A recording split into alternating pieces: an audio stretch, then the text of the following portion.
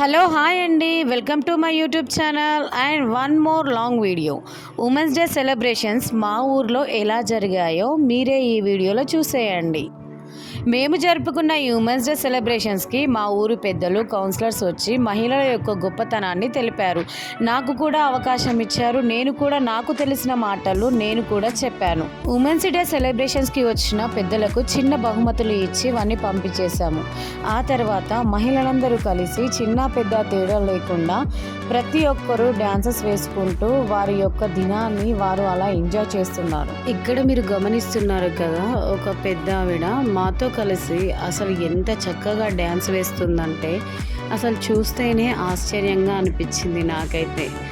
మేమే వేయాలా వద్దా అని ఆలోచిస్తున్నాము, కానీ ఆమె మాకు డ్యాన్స్ నేర్పిస్తుంది ఎలా వేయాలో.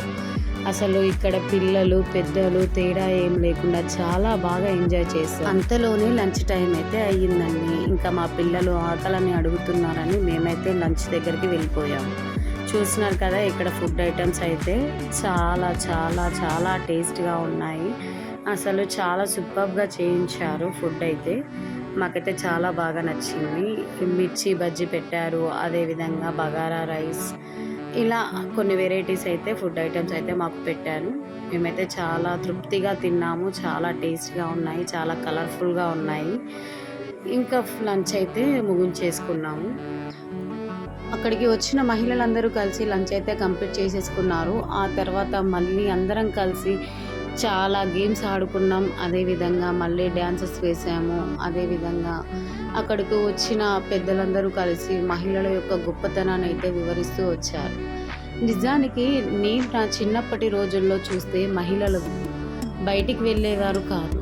అంటే ఏది చేయాలన్నా భయపడేవారు. పురుషుని యొక్క సహాయం లేనిదే ఏది చేయలేని మహిళ ఈ రోజుల్లో ఎలా ఉన్నారంటే పురుషుల అవసరం లేకుండా వారంతట వారే అన్నీ చేయగల శక్తి వారికి వచ్చింది.